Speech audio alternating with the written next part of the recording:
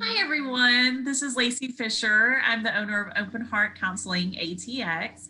And today's episode of Open Heart Discussions, we have Jennifer Miner, LPC, with us to talk about her work in the counseling field and some other, projects that she has had going on throughout. So, Jennifer, please tell us, and if you prefer us to go by Jen, let me know.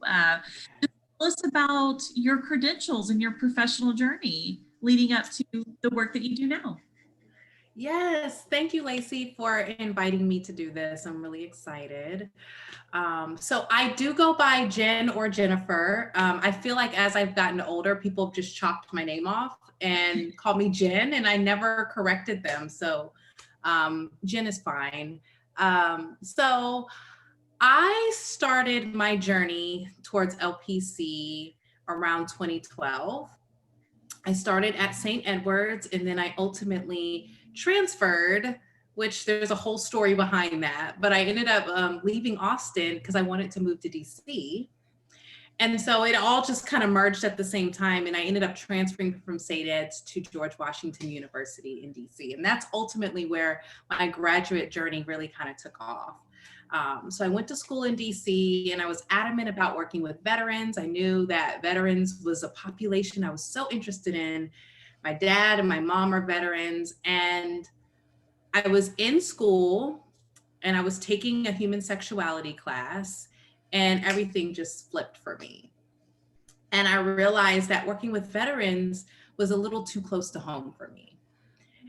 And sexuality was an area of health that I didn't have a lot of understanding of, I knew there were doctors and people out there who could tend to medical issues with different parts of the body, but that was pretty much the extent of my knowledge. So this human sexuality class just kind of opened up this new well of curiosity within me.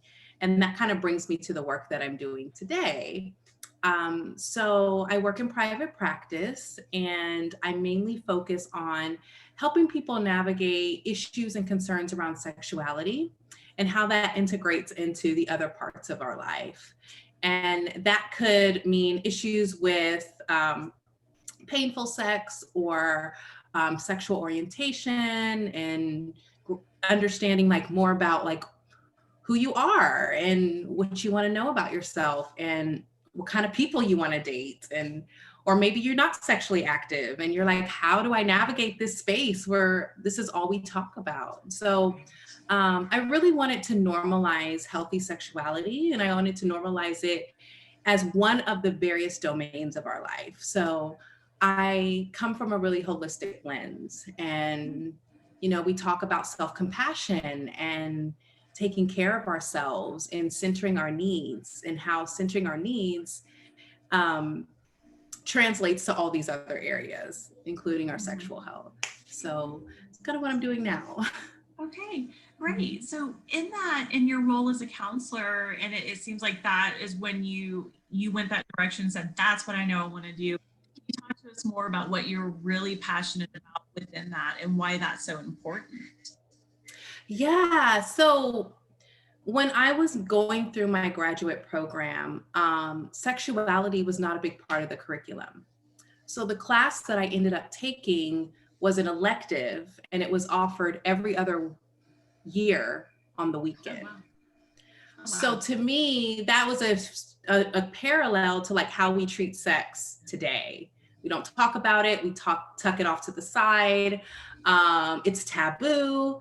Mhm. I label it like the elephant in the room. We know it's there in our culture and in society, but we don't necessarily want to talk about it. And Mhm. so, what I'm really passionate about is just bringing awareness to the elephant in the room. Like, let's talk about this really taboo subject and start to unpack what the fear is around it, what the shame is around it. Um, Understanding a part of ourselves that's natural and getting curious about what I'm really passionate to, in addition to normalizing the conversation around sexual health and sexuality, but also to just bring compassion into the conversation. because there's a lot of fear language, there's a lot of shame language, and bringing more compassionate language into the conversation is one of the things I'm really passionate about, is just helping people redefine for themselves how they want to live in the world and how they want to live in their relationships and how they want to be sexual in those places, or not sexual for that matter. And if we don't have the language, and if we don't have compassion for ourselves as we're developing and growing and learning about ourselves, then it can be really, really hard, you know? And so I just try to make the conversation as easy as if like you and I are talking, Right. you That's know? great. Right. Yeah.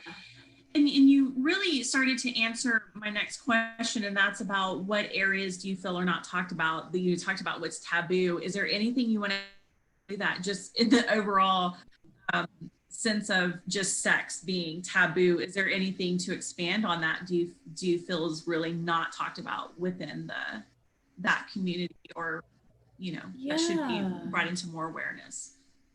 Sure. I think one thing is comprehensive sex education. There just Mm-hmm. needs to be more awareness and understanding around why it's appropriate to educate our children as they're growing, appropriately, of course, but educating them as they're growing about this natural part of their lives and the part of themselves that they will eventually grow into, right? And so that's one thing, is just having more conversations about not waiting to we're adults to where we feel it's okay to start talking about sex or Mm-hmm. topics around sex. So the earlier we can have the conversation, the better. And that's very taboo. Talking about sex with a 10-year-old gets a lot of reactions Yeah. from people. So what Yeah. do? We don't talk about it. So that's one thing. I think we need to have this conversation much earlier in our development. Um, Two, I love the taboo. So death, money, sex, like the things that have so many values and attachments, like rooted, like are so deep. I really like talking about these things. Race, these things can really help us understand more about the stories we carry. And so, Yeah. but related to sexuality, yes, one, starting the conversation early, understanding that gender is a piece of sexuality, but sometimes people want to conflate the two. They want to combine the two, and it's like these are different Mm-hmm. conversations. These are different aspects of people's lives. So again, going back to language, but I know that's something that needs to be talked about more, is helping people just understand the various intersections. Yes. Yes. I used to work, the first part of my career was working with sexually abused children and their parents, and doing groups with parents. And parents always ask, when do I start talking to them about this? And I'm meaning they're coming in with children that are 3 and 4 that have already been abused. And I'm like, so Yeah. like already, like, because it is so common that it happens, unfortunately. But I'm like, that conversation already definitely needs to be happening. It's already there. So I appreciate that you're saying, yes, that needs to be happening with our children as they're growing. And it is that knee jerk, like, oh no, I don't want to go there. But yes, Mhm. into teenagers and adults, and better they learn from us and trusted professionals, you as parents, rather than the misinformation they may get from their peers who are kind of Yes. making it up as they go along too. Yes. So great. And you had mentioned race, and I wanted to ask you about your work and how that does impact, or how that ties into BIPOC folks or LGBTQ folks. Oh, yeah, of course. You know, one thing is, a word that's been thrown out is like decolonization, decolonizing mental health, decolonizing healthcare, decolonizing sexuality. And the way I define that is, one part of it is acknowledging that we're not all the same culturally, religiously. There's different things that inform how we learn, how we perceive the world, how things are taught to us. And so it's really important that folks who have multiple marginalized identities are given the same access to quality care, and understanding that there are different marginalized communities that are disproportionately affected. Um, and I think it's important that when it comes to race, I personally found that even though I'm a therapist, I'm college educated, I have skills and tools, um, I'm not immune to mistreatment. I'm not immune to people treating me different because of the color of my skin. And a lot of our clients come in with those stories. And if we treat them or view them with kind of a broad stroke, then we're missing a lot of important information on how to help them through things. So a lot of the work that I do is primarily for folks of color, BIPOC, and LGBTQ. I'm really passionate about being a resource for them. And that's one of the reasons why I decided to become a therapist, because I could never find a therapist of color. I couldn't find a Black therapist, and I just could not find a therapist of color. Um, and I grew up in San Antonio. I went to school in San Marcos for undergrad, and then I lived in Austin for quite some time before I left for DC. And so these areas, except for San Antonio, San Antonio has a higher rate of Latinx folks, but in Austin, it was really, really hard to find a therapist of color. And so I created Austin Therapist of Color because, one, as a therapist, it was hard for me to find community. And two, as a patient or a client, it was hard for me to find a therapist. And so that's one of the things that I do outside of my practice is Austin Therapist of Color. Pre-COVID, we met on a monthly basis, a whole bunch of therapists, and we just talked about our therapist life and the things that we had encountered living in Austin and some of the things that we didn't expect to experience as therapists in Austin.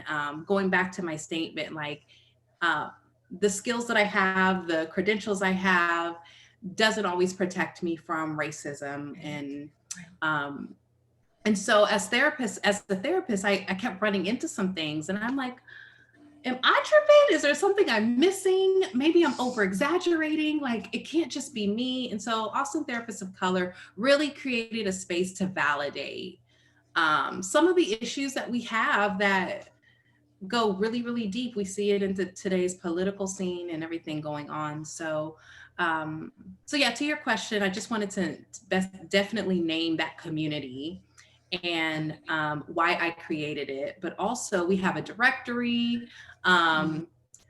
Due to COVID, we stopped all our in-person gatherings, but we used to meet pretty regularly. We offered a couple of CEU trainings, just doing things to just be more visible in the community so that people, whether you're a therapist or not a therapist, had visibility to diversity.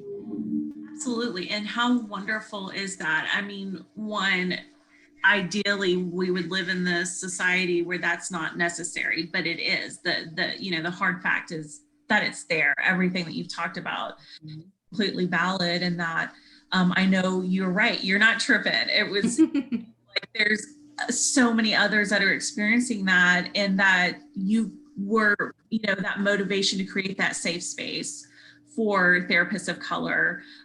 Because it is going to be different in the community with all of the therapists. And there's so much that we as white therapists still have to learn and do so much with our work. And I say this in pretty much all of these discussions that I'm doing, is that it's a continued work. And if we're with clients that are BIPOC, that, we definitely have to address these things from the beginning. And if we're not the right therapist, we're not the right therapist. And that's great that we have resources like Therapists of Color, that community that I know you have created, that directory we can look into and refer people appropriately. Yeah. And within ATOC, we have some rock stars. So Melody Lee is one of my Yeah. partners, and she created Inclusive Therapist, Mhm. which is an amazing platform. Just to plug her for a second, because she's doing Yeah. such amazing work with social justice and decolonizing mental health. But Inclusive Therapist really at least if anything at all, I encourage people to look at the website to see all the different domains and categories that people can filter based off of their needs. And that just goes to show, like, wow, there's so many layers to a person. There's so Right. many stories within those layers. And we miss that, because it's been difficult, I think, for marginalized voices to be heard and to, so yeah. Absolutely. Just because a person's a therapist and a person goes to a counselor doesn't mean that they're gonna receive the non-bias and the anti-racism that they truly deserve. So, and yes, and Melody's her, and I know one of her colleagues created an awesome training about cultural responsiveness and anti-racism and racial trauma. Incredible, and that's also listed on her website if you want to, in their self-paced courses. So yes, we did both did a plug for her. I know, right? Yeah. And I think it's important to say, like, we're all learning. Yeah. Because I catch myself too. I'll make an assumption or I'll say something and then I'll be like, oh, I messed that up. I totally help me understand. I'm sorry. And so I just really want people to know these conversations don't have to be, you don't have to play the blame game or you're pointing fingers. It's like, no, I mean, there's a reason why this is hard to talk about, So yeah, just to say, like, we're all learning, we're all just doing the best we can. I'm just grateful for other people who have done different types of research to help me kind of broaden my own scope, Yes, absolutely. And so speaking of all the things that we have about in the sexual health aspect of it, and with racism and the other parts of sexual orientation and gender, why is mental health awareness so important for these populations that you serve? Mental health is so important because, kind of going back to not having access to care, if we don't have access to resources, then we cease to thrive. And I think it's important to normalize racial trauma, systemic oppression. It's important to normalize,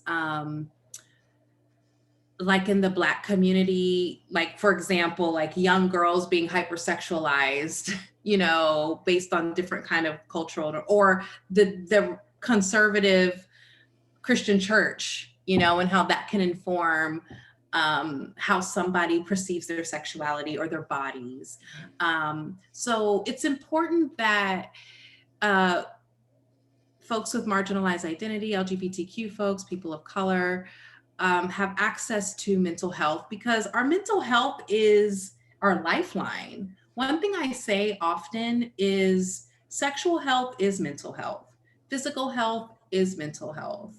And so if our minds aren't in the right place, if we're depressed, if we're anxious, if we're having flashbacks due to our trauma disorders, we can't function in other areas of our life. We can't show up and teach our children. We can't take care of other people. Like, if we don't have our oxygen mask on first, then we can't support those that we love. And oftentimes in communities of color, we have the caregivers in the community and we have the providers in the community, and they're fixed in those roles, and no one ever gets an opportunity to kind of see the other, or to see the roles that they're embodying as restrictive in some ways. And so, it's like the mom that works 3 jobs to take care of her family, because she doesn't have access to the same resources as maybe other people in other types of communities. And to her, that's just survival. as a mental health professional, I would sit with her and I'd be like, you are in survival mode, which is affecting everything. Yeah. It's hard to function when you're always in survival mode. And guess what? It's not always your fault. There's a system in place that has been designed to keep you out. All right. You know, just because your name looks ethnic, your resume has been tossed out so many times. It's not just you. And so I think mental health resources are so important for communities who aren't given the same privileges or don't have the same privileges or the same visibility to what health could look like. Right. And so I hope that answered your question. Yeah, I felt like I kind of absolutely excellent points. Yeah. Off. Yeah. So yeah, I think having a mirror, you know, sometimes, you know, if I'm working in the room with another Black person, we're still two different people. But sometimes seeing someone that looks like you is enough to let your guard down, to really let someone know what's going on. Right? Absolutely. Absolutely. Yeah. So given all that we've talked about too, what would you like other professionals in your field to know if you had this message to give them? Oh man, don't be afraid to talk about sex with your clients. I know I've kind of been all over. We've gone from sex to racial justice, but don't be afraid to talk to your clients about sex. I'm currently going through the process of taking classes and getting supervision for sex therapy certification. And one thing I'm learning is, yes, there are sex therapists, they specialize in sex therapy. But all of us have a trauma therapist in us, a grief and loss therapist in us, a depression therapist in us. Yeah. Like, it's okay to have a little bit of sex therapist in you as well. So one thing I tell people is, if your client is presenting with issues related to sexuality, that doesn't always mean a referral. It might mean a referral, depending on what they're presenting with, and maybe consulting with a sex therapist might help clarify that. But I think one of the things I just wanted to say is, like, it's okay to talk about sex with our clients, because when I get clients, I won't say half of my referrals, but a good number of the referrals I get are from clients who said, my therapist didn't want to talk about this with me. Mm-hmm. And so I'm like, really? Interesting. And sex isn't all we talk about. We talk about work. We talk about family. You know, we talk about all these aspects. And so that's just one thing I want to say is, don't be afraid to talk about sex with your clients. And if you are, get curious about it. Curiosity, compassion, courage. Those are the things we talk about in therapy all the time. Like, use that curiosity.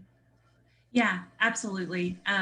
Couldn't agree more. And to piggyback off what you said too, folks, don't be afraid to talk about race too. Like, I know it can be scary, but it's uncomfortable. Get comfortable with the uncomfortable and do it. You know? What would you like your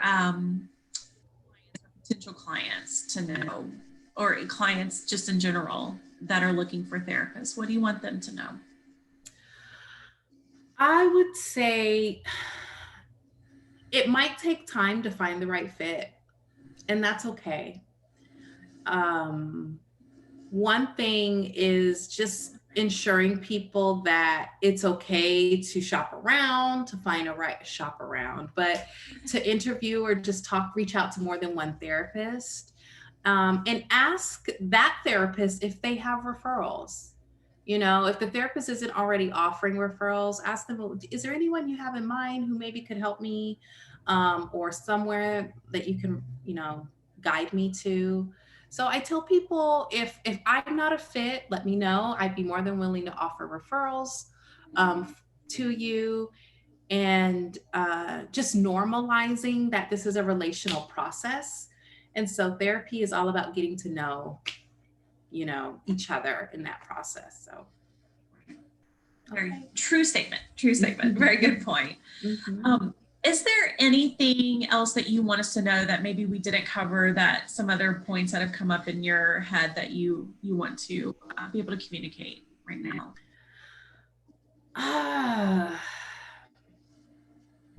one thing I'll say, just because we're filming this during COVID, is we're expected to function normally in a very abnormal world. And I think I would say a lot of us get it, but I think that I just want to say, like, it's okay to just be getting through this.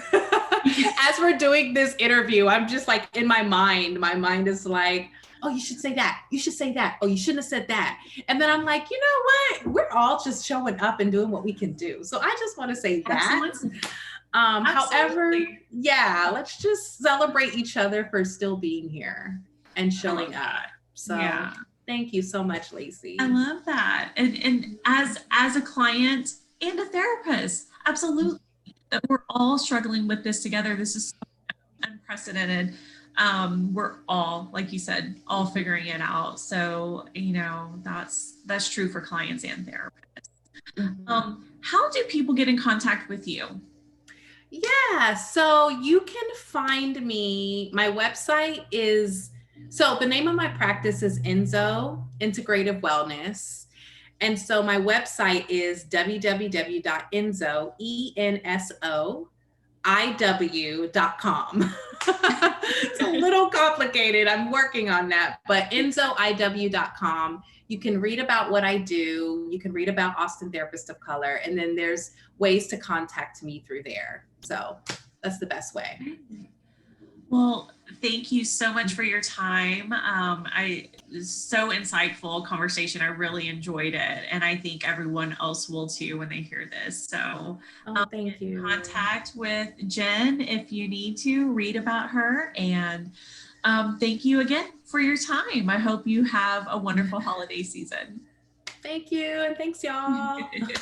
Bye. Bye.